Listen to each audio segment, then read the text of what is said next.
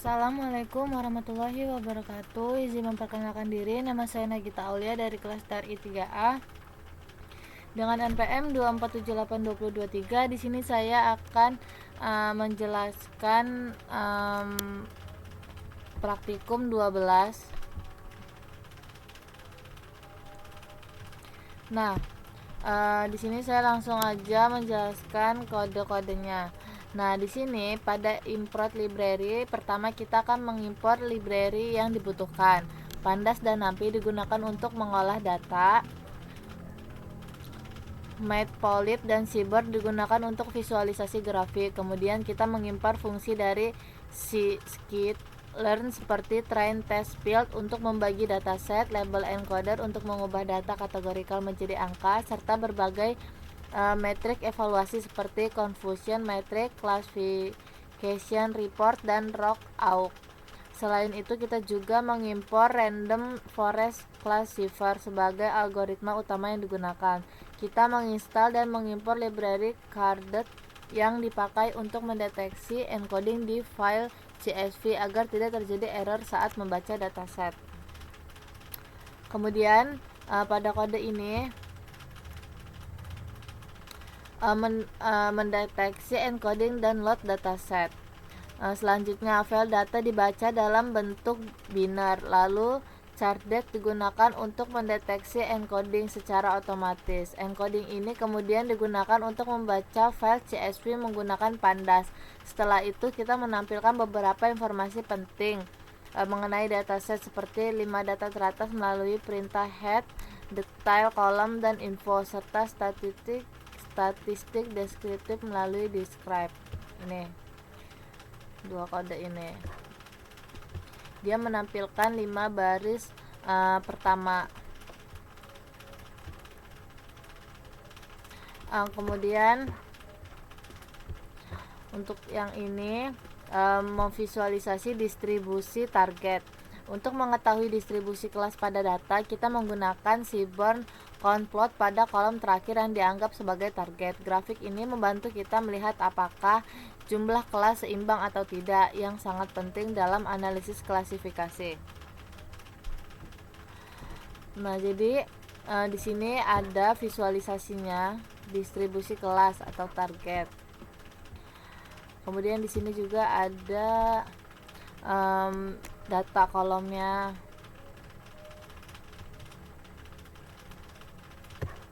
Kemudian label encoding kolom kategorikal. Yang ini.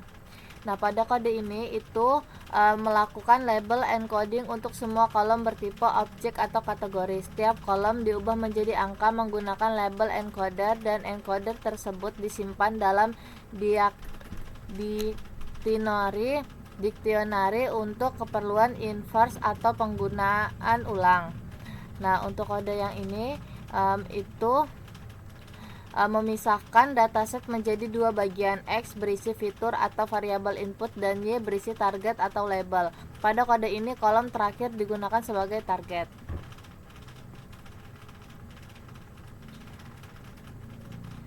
Kemudian train, test, field. Ini.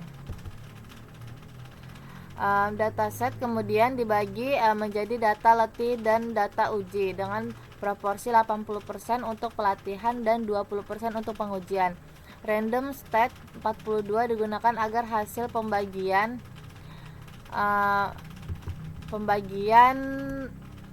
selalu konsisten ketika kode dijalankan ulang. Kemudian pembangunan model random forest. Pada bagian ini kita membuat objek random forest classifier dengan jumlah pohon sebanyak 200. Parameter maximal depth diset non sehingga pohon dapat tumbuh maksimal. OOB score diaktifkan untuk menghitung out of back error sebagai evaluasi internal model. Model kemudian dilatih menggunakan data training. Kemudian prediksi dan evaluasi. Nah, setelah model dilatih, kita melakukan prediksi terhadap dataset. Hasil prediksi dievaluasi menggunakan confusion matrix serta classification report yang menampilkan metrik seperti precision, recall, dan F1 score. Informasi ini memberikan gambaran menyeluruh terhadap performa model. Kemudian perhitungan OOB error. Di sini juga menghitung out of bag error, yaitu metrik evaluasi internal dari random forest yang dihitung dari data yang tidak digunakan oleh masing-masing pohon saat pelatihan. Semakin kecil nilai OOB error, semakin baik kualitas model. Kemudian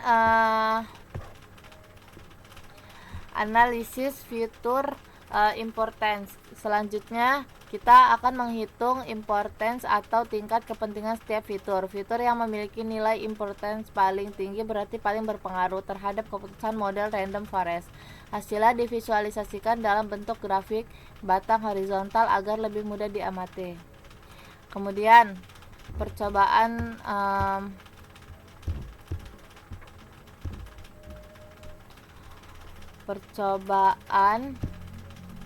jumlah pohon. Nih,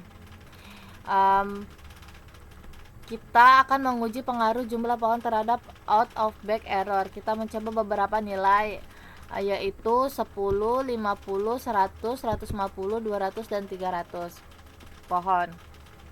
Setiap model dilatih dan nilai OOB error disimpan untuk dibandingkan. Grafik OOB error versus jumlah pohon kemudian digambar sehingga kita dapat melihat bagaimana kestabilan model meningkat seiring bertambahnya jumlah pohon. Ini untuk output jumlah pohon dan vs OOB error-nya.